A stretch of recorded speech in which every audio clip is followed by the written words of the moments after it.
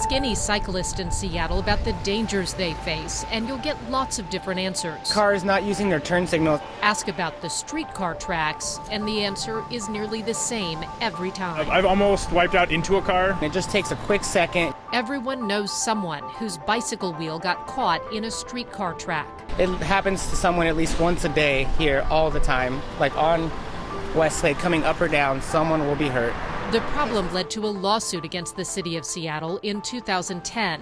6 cyclists claimed the city installed the South Lake Union streetcar tracks knowing they'd be a hazard for cyclists. We spoke to Bob Anderton after he filed the suit. Many different people told many other different people that this was fatally flawed, that bicycle crashes were highly foreseeable, and they did it anyway. But a judge tossed the lawsuit, in part agreeing with the city's argument that Westlake was not considered a regular route for cyclists. Then came the First Hill streetcar and the tracks that witnesses say caught the wheels of Daniel Arendt's bicycle, causing him to fall under a Metro bus. Right here on Broadway, adjacent to the stop here, is a protected bike lane. Ethan Malone with Seattle's Department of Transportation points to changes in the city's newest streetcar line. The protected bike lane that stretches down Broadway to Yesler, where it turns into a regular bike lane. But by the time you reach the intersection where Daniel crashed, cyclists are on their own. That intersection on Jackson is just kind of like, out of all the things that all of my friends have talked about in terms of places to bike. Even days after his accident, Daniel had no trouble talking about the risks of the rails. I've been trapped in them before. I have a lot of friends that have been trapped in them.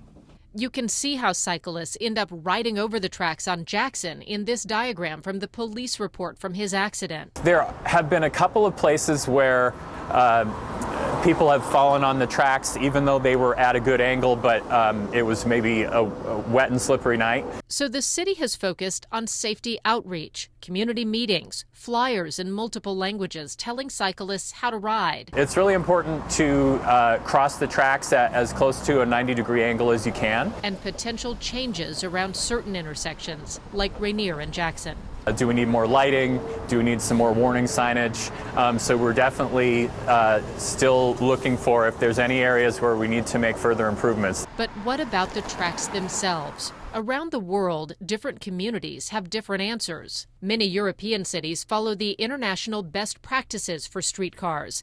As pointed out in a 2008 study, that includes spatial separation of the cycle track from the tram, center running tracks and platforms, clear pavement markings, and near perpendicular track crossing angles. Flangeways are another alternative, rubber filler within the track, so no matter what angle a cyclist crosses, there's no room for the wheel to get stuck. Malone says Seattle considered it, but never tried it, believing the filler could create more problems. That steel wheel is going to wear down that rubber flangeway to the point where it could actually become a hazard itself or creates a false sense of security.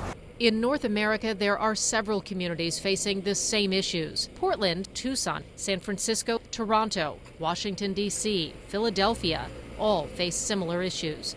Cities like Seattle that continue to need more mass transit, but those who share the road on 2 wheels want to make sure they don't pay the price.